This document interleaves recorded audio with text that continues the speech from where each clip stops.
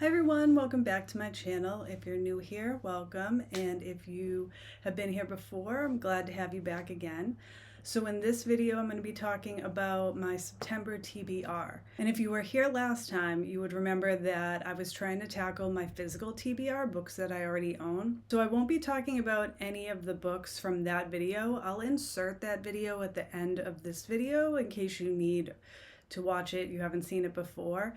In my wrap-up video, you'll find out how I'm doing with that challenge. So I'm only going to talk about new books this month, and they aren't, with the exception of one, they are not books that I already own. Next week is my birthday, and I'm hoping to do a little mini book haul. So here are the books that if I am able to, I will be getting so that I can read them in September.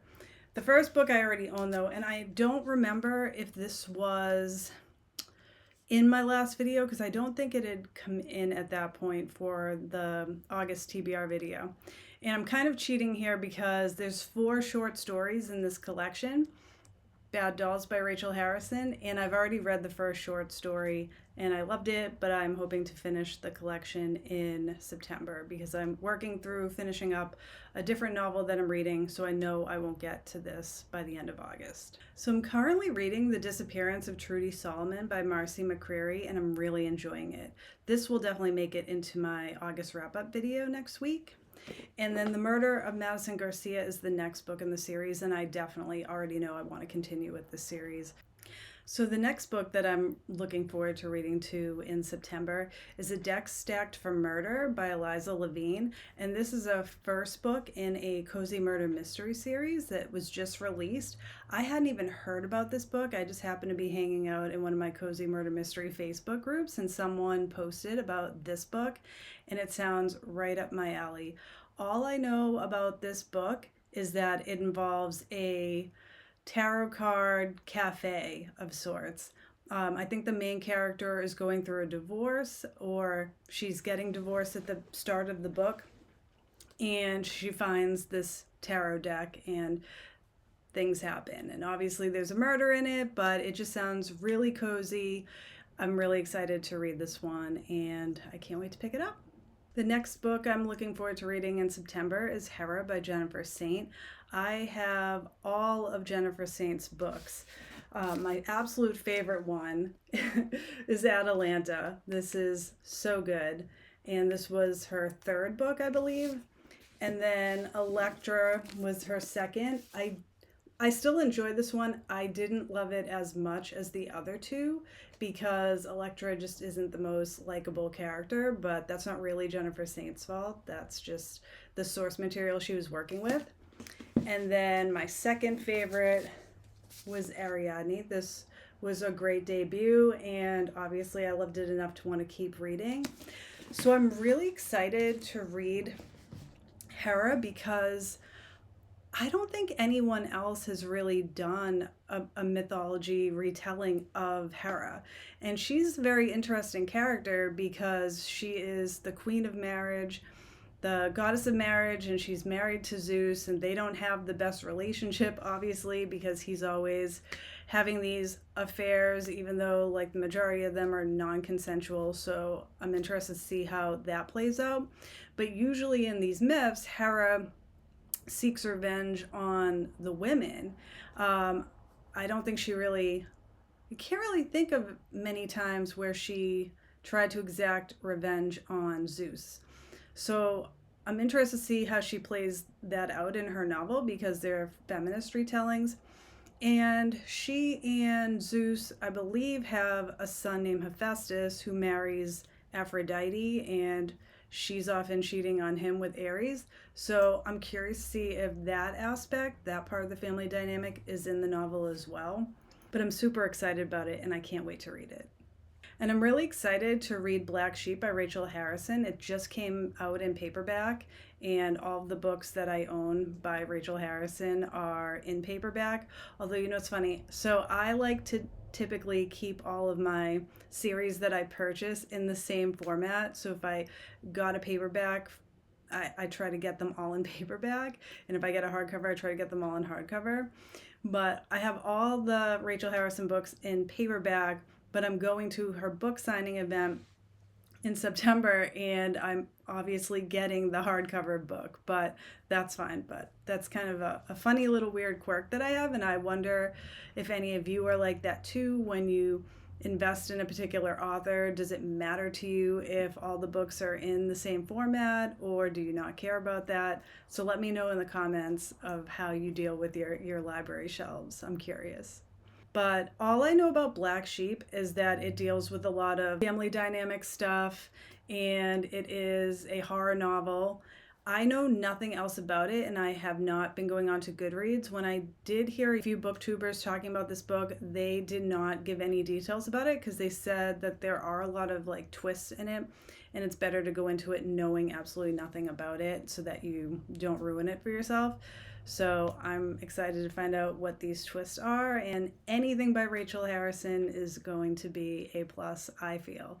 I would be really surprised if I didn't love this one as much as I love her other books. Another interesting thing about me is that typically I will not buy books unless I already know that I love them first. I typically go to my library first and will read the book, and if I love it and know that I want to own it, then I'll buy it and continue the series.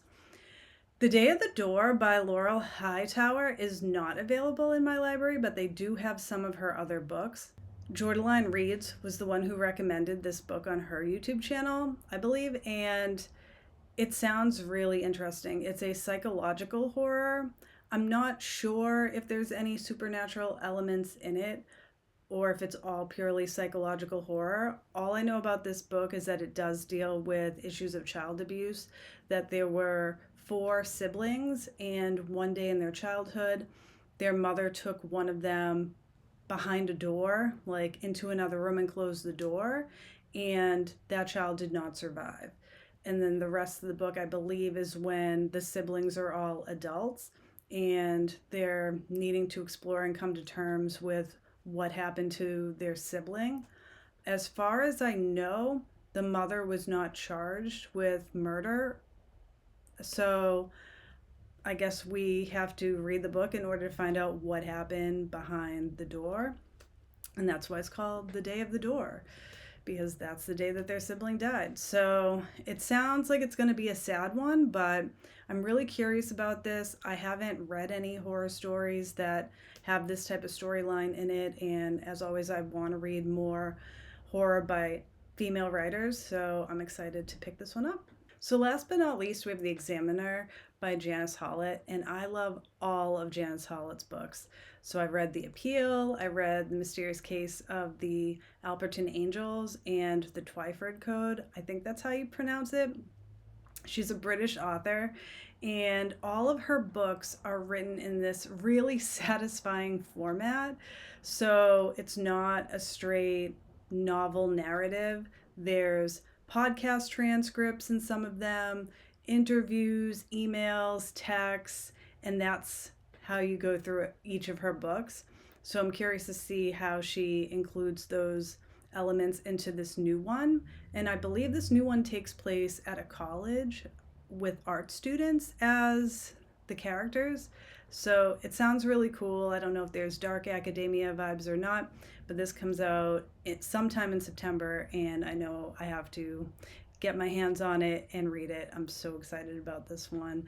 I wish I could write in that format. I feel like I am in awe that she's able to do that, because I just feel like that is so much work. I feel like that's a million times harder than just writing a straightforward narrative and having to put all of these different snippets and pieces together in this cohesive way. And they're always like so mysterious, and they have so many twists and turns. So if you haven't read anything by Janice Hallett, you're missing out, and you need to pick up her books. It doesn't really matter which one you start with. I probably would recommend The Appeal first, because that was her first one, and I enjoyed it, but it was like really over the top. And The Twyford Code is good, but it's really, really weird. It's like the strangest one. I don't want to spoil that. Maybe I'll do a whole other video on her books. But that one, you have to be in the right headspace for it, and you have to like really appreciate the references that are going on in this book, but I thought it was brilliant. And then the mysterious case of the Alberton Angels was my absolute favorite. That was phenomenal. And I think though that might actually be the order that she came up with. So obviously, if that's the case, she's getting better with each book that she writes. So definitely pick that up if you haven't, because Janice Hallett is awesome. All right, and I believe that's it for all the books I want to read in September. Will I buy all these books? I don't know, so I'll have to probably pick and choose. Will I even get to reading most of these in September? Maybe, maybe not, because I am still finishing up the ones from my August TBR. So stay tuned for next week when you find out how far, or if I even stuck with that challenge at all. And I will see you real soon. Thanks for watching. Bye.